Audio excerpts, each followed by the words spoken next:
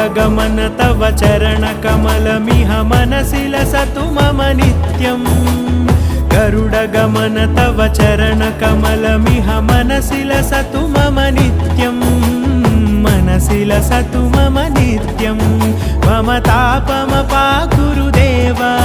मम पापमपाकुरुदेव मम तापमपाकुरुदेव मम पापमपाकुरुदेव